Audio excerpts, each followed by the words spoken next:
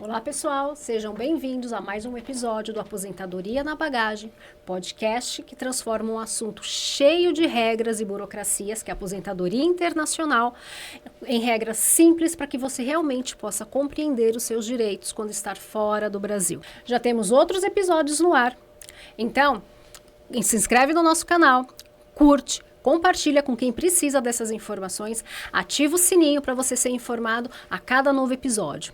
Aqui, a cada 15 dias, nós trazemos novas informações para vocês a respeito de todos os acordos previdenciários que o Brasil é signatário. Eu sou a doutora Renata e hoje, juntamente com a doutora Tânia, olá, e com a doutora Gabriela, olá, nós vamos mergulhar em um dos acordos mais importantes para quem está do outro lado do mundo, o Acordo Brasil-Japão.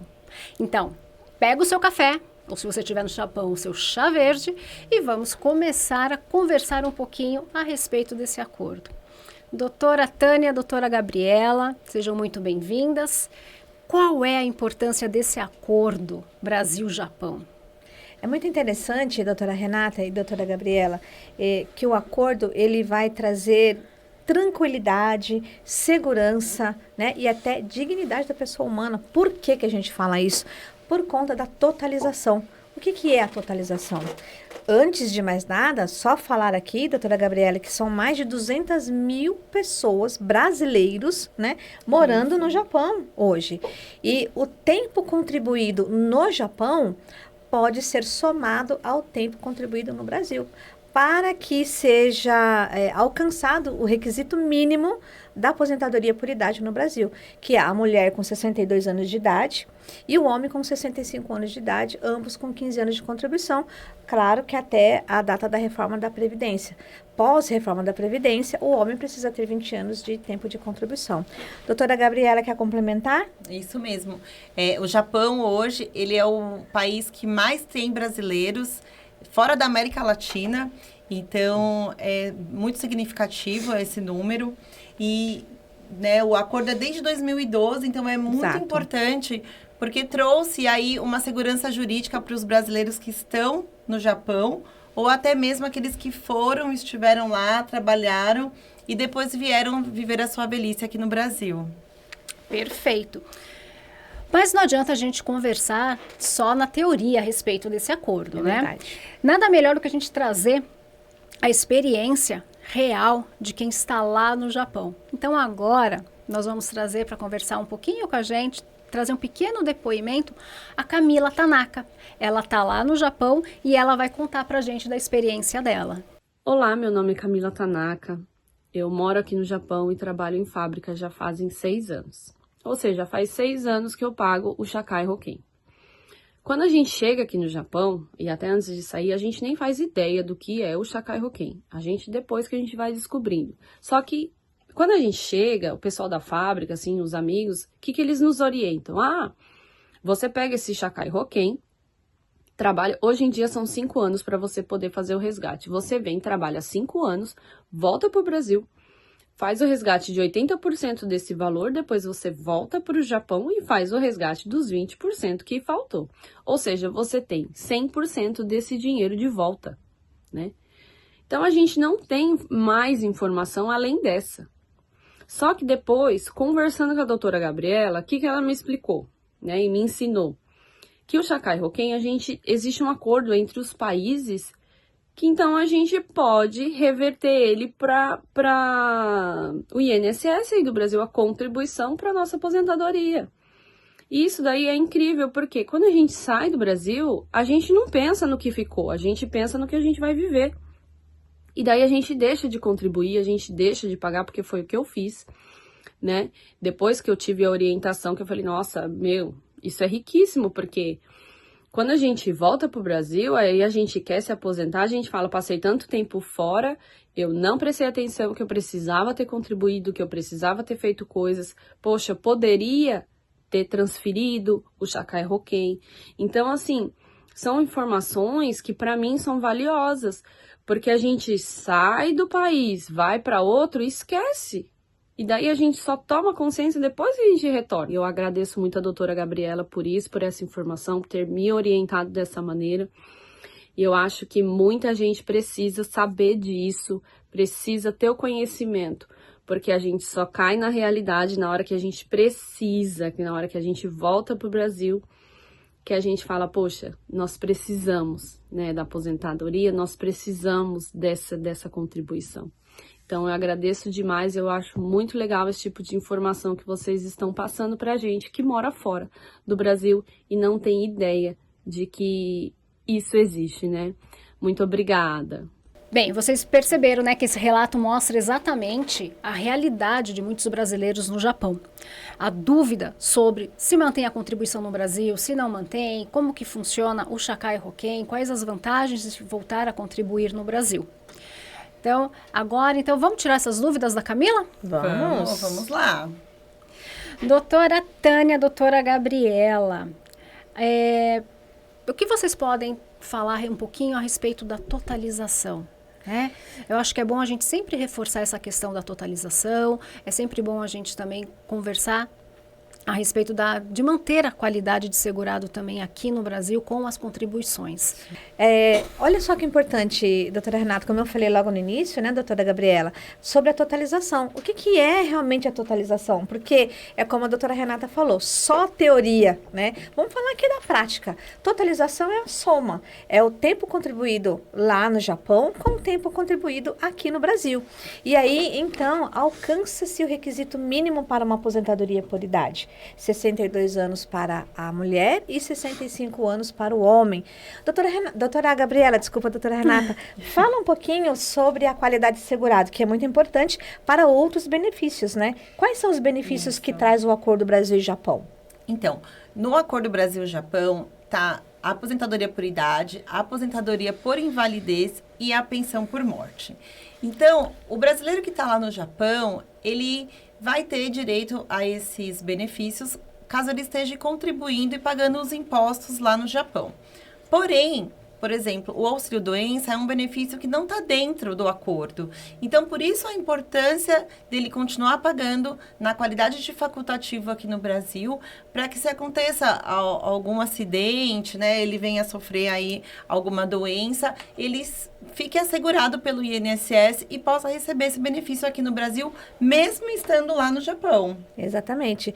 E até para complementar, na questão da qualidade de segurado, doutora Renata, se a pessoa está contribuindo lá no Japão, ou se ela está recebendo um benefício no Japão, ela mantém qualidade de segurado no Brasil. Isso é muito importante, porque no caso de uma pensão por morte, por exemplo, os dependentes vão ter direito a uma pensão por morte no Japão e também fazer um pedido de pensão por morte no Brasil. Olha que interessante. Sim. Exatamente por conta de manter a qualidade segurada. Sim, isso é importantíssimo, né? Porque até recentemente, acho que essa semana, inclusive, eu vi uma reportagem de que muitos japoneses não estão conseguindo sobreviver com o valor da aposentadoria do Japão, né? Eu trouxe até uma curiosidade aqui. Hoje, o valor da aposentadoria básica, tá? No Japão, que é a pensão básica, eles chamam de aposentadoria básica ali. Ela é no valor de 831 ienes. Convertido a valores reais, é 29 mil reais ano. Isso.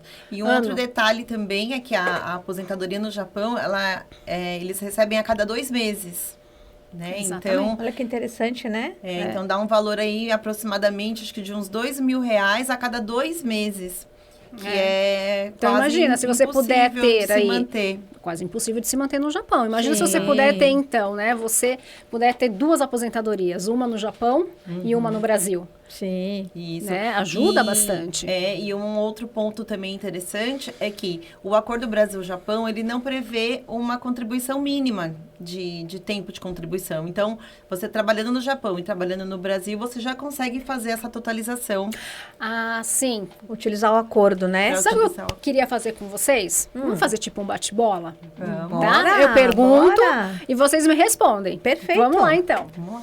Eu vou acompanhar aqui porque são perguntas, gente, que a gente acaba recebendo, né, para que vocês consigam entender, que a gente acaba recebendo no dia a dia e que a gente vai guardando para poder respondê-las no decorrer desses episódios. Então, vamos lá. Primeira pergunta, quem vai querer responder? Opa, vamos lá.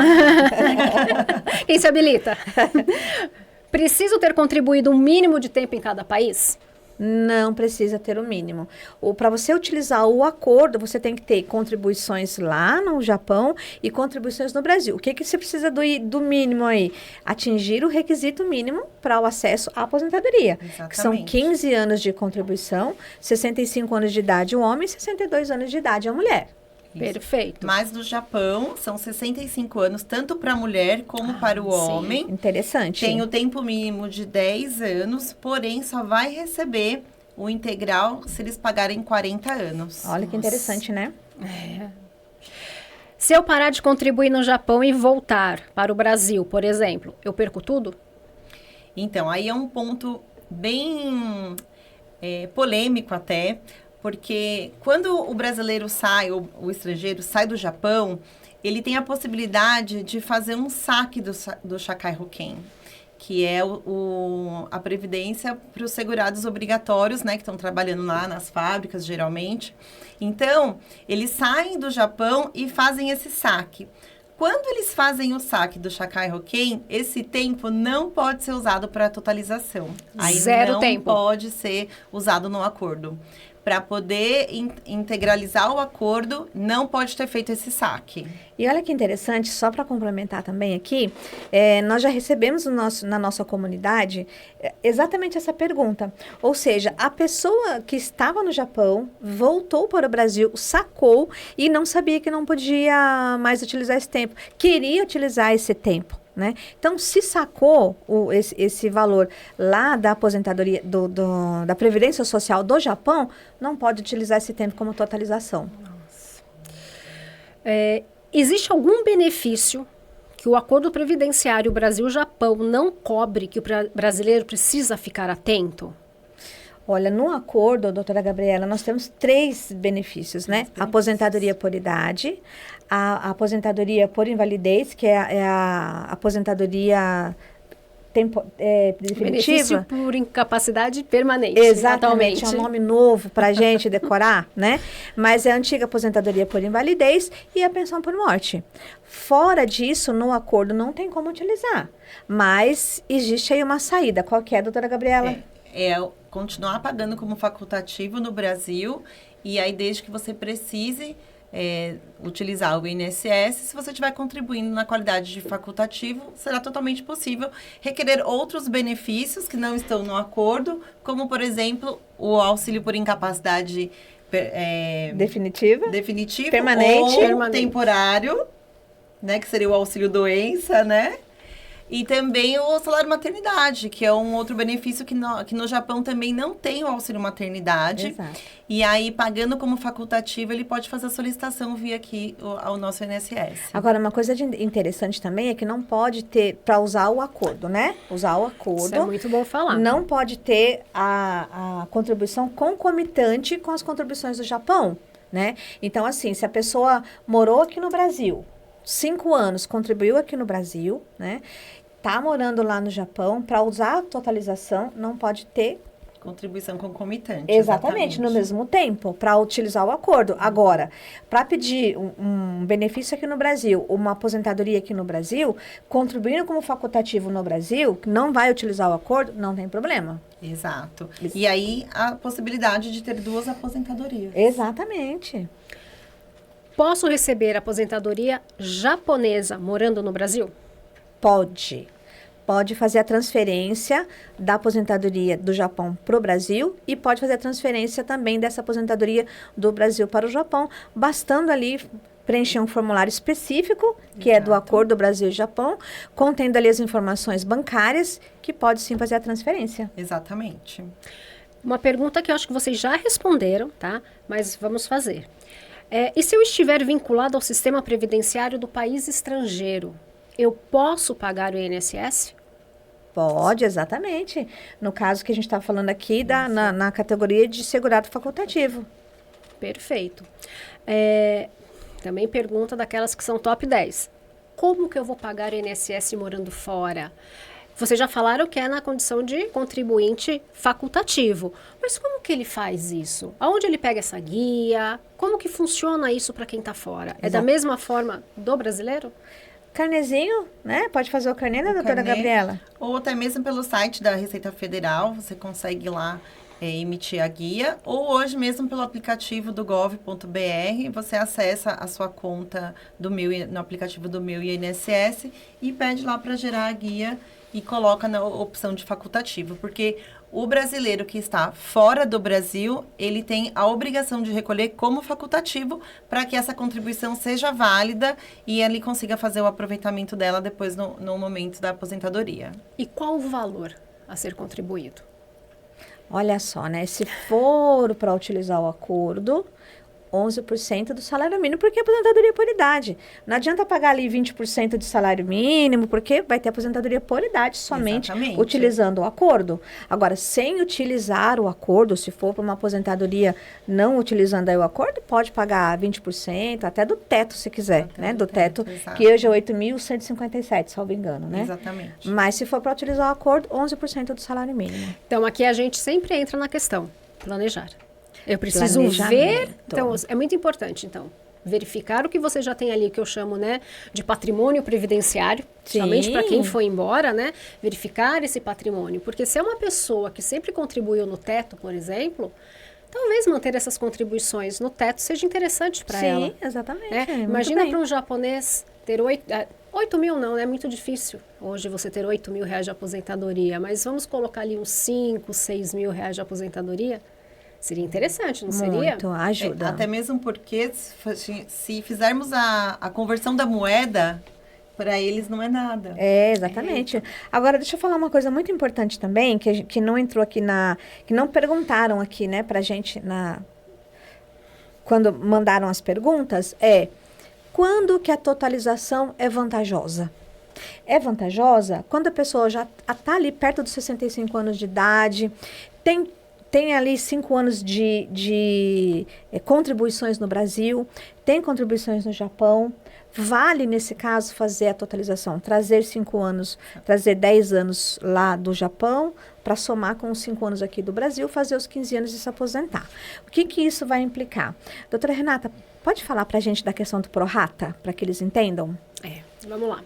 Sempre que a gente fala fala de totalização, o pagamento é feito, como a doutora Tânia disse, prorata. O que é isso? Então, digamos que você tenha realmente, nesse mesmo exemplo, 5 anos de contribuição no Brasil, 10 anos no Japão. O INSS faz o cálculo, né? Então, pega todas as contribuições, todo aquele cálculo feito, né? Atualiza, verifica lá qual é o valor, coeficiente, tudo mais, verifica o valor da aposentadoria. Porém, ele só vai pagar com base em 5 anos. Né? Exatamente. Cada país é Proporcional. proporcional. O prorata nada mais é do que proporcionalidade. Exatamente. Tem o tempo, 5 anos no Brasil, o Brasil vai pagar 5 anos de aposentadoria, o equivalente a 5 anos de aposentadoria.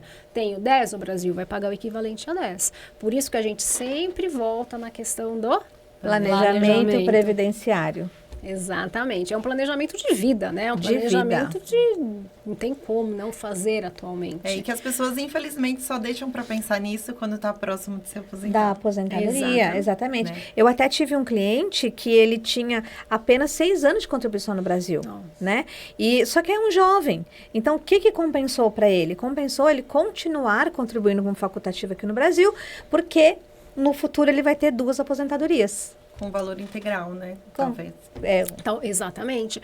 Agora, uma questão aqui que a gente não recebeu, mas talvez as pessoas nem saibam que tem esse direito. O Acordo Brasil-Japão, ele permite que eu utilize tempo de regime próprio de previdência ou militar? Olha que interessante. Se aplica. O Acordo Brasil-Japão aplica-se ao regime militar e ao RPPS. Exatamente. Então, eu posso, se eu sou uma servidora pública, pedir exoneração no Brasil e fui para o Japão, esse tempo eu posso... Será contabilizado. Posso utilizar na totalização. Exatamente. O tempo do próprio RPPS. Eu não preciso voltar a contribuir no INSS, averbar esse tempo. Não precisa. Olha que O interessante. acordo, ele permite que faça essa totalização juntando todos esses períodos. E se eu não me engano, acho que é só Japão, Estados Unidos. Os Brasil e demais Estados não, né? Unidos, O regime militar, né? O regime militar, ele se aplica a Brasil e Isso, Japão e Brasil e Estados Unidos. RPPS tem outros acordos que se aplicam. Uma informação muito importante. Deixa eu ver que temos mais aqui, se chegou mais alguma dúvida também. Uma coisa que perguntaram aqui, que é essa questão que vocês já comentaram, que é a questão do resgate, do valor quando volta para o Brasil, se vale a pena fazer. Olha, se vale a pena fazer o resgate, doutora Acho Gabriela. que vai depender muito do Então, tempo na verdade, que tem lá, né? Exato. Por isso, o planejamento. Porque com o planejamento, ele vai saber se ele vai precisar desse período para complementar, para poder fazer a utilização numa aposentadoria. Porque também, por exemplo, ele pode receber aí os últimos 5 anos, né, que foram pagos. E tem, acho que 2 anos para fazer essa solicitação. Mas, porém, ele vai ficar sem 5 anos de contribuição na hora de pedir a aposentadoria. E 5 anos na hora de pedir a aposentadoria faz muita falta. diferença. Principalmente a idade que a pessoa Principalmente quando está. a pessoa já tiver com a idade já avançada, Exato. já não tiver mais com a vida útil para trabalhar, né? É verdade. Então faz toda a diferença. E eu acho que uma informação importante também é que, se eu não me engano, ele não pode fazer esse resgate se ele já tiver os 10 anos de contribuição no Japão, né? Pelo que as informações que a gente tem é que, se ele já tem esse tempo para se aposentar, que seria o tempo mínimo no Japão, ele não pode pedir o resgate. Olha que interessante. Só que às vezes as pessoas vão e pedem, porque é um valor considerável, né? Sim, Considerável, com certeza. Perfeito. O que mais vocês podem trazer, assim, de curiosidade, alguma informação que realmente a gente ainda não passou a respeito do acordo? Olha, eu vou falar do salário maternidade, porque o acordo do Brasil e Japão não tem salário maternidade. Não tem. Então, a importância ainda, né, de se contribuir na categoria de facultativo é que a pessoa aí vai ter direito ao salário maternidade. E hoje, olha que interessante, com uma contribuição, essa mulher, essa mãe, já vai ter direito ao salário maternidade. Claro que é sempre importante lembrar que essa contribuição tem que ser feita antes do bebê nascer. Não pode ser feita pós o nascimento da criança. Então, é muito interessante. De novo, a gente fala do planejamento previdenciário. Um casal, por exemplo, se casaram aqui, foram embora para o Japão, tem filiação, né? Porque precisa ter filiação no INSS, tem a filiação no INSS, está legal no outro país, isso é muito importante também, está legal no Japão. Tem lá o bebê, né? Tá grávida, faz uma contribuição para o Brasil e aí depois pede. Você tem até os 5 anos do bebê para pedir esse salário maternidade. Nossa, que interessante. Muito, 5 anos. né? Bem, nós estamos chegando ao final de mais um episódio. Ah, que pena. Não, mas vão ter outros pela frente. Vamos falar bastante ainda a respeito de acordos. A nossa ideia aqui, inclusive, para você já ficar sabendo, é que a gente fale de cada um dos acordos previdenciários, né? Perfeito. Sabe o que eu gostaria? Que vocês deixassem uma mensagem para esse brasileiro que está lá no Japão, tão longe, Sem informação. sem informação. Deixa uma mensagem para ele. Claro, com o maior prazer. O planejamento previdenciário é muito importante. Não deixar para ver a questão da aposentadoria somente quando chegar a idade, 62 anos, 65 anos. É jovem, tem tempo de contribuição no Brasil, continua a contribuir, faça um planejamento previdenciário para saber se é importante continuar contribuindo, se é importante a totalização. Então, o planejamento previdenciário é de suma importância. Vem com a gente para aposentadoria na bagagem, né, doutora Gabriela? Isso mesmo, doutora Tânia. E mais importante que o planejamento previdenciário é o planejamento migratório, porque todo brasileiro que ele sai do Brasil, né, a gente já falou isso até no episódio anterior, que é sobre a saída fiscal, se fizer a saída fiscal ou não. Então, tem que levar tudo isso em consideração, desde o momento que você sai do Brasil, que você vai para um outro país, você tem que se estruturar e pensar não só no seu momento atual, mas no futuro, que é se você vai poder utilizar essas contribuições no INSS, ou se você vai querer levar o tempo do INSS para o acordo Brasil-Japão, por exemplo, ou do país que você tiver, e com isso fazer a totalização ou receber 2 aposentadorias distintas. Tudo isso faz parte de um bom planejamento. Muito obrigada, doutora Tânia. Muito obrigada, doutora Gabriela. E aí, esse episódio te ajudou a clarear suas dúvidas? Então, já se inscreve no canal, curte, compartilha com quem precisa dessas informações, ativa o sininho e daqui a 15 dias a gente se vê de novo. Porque a aposentadoria não tem fronteiras. E a informação é seu melhor passaporte. Até mais.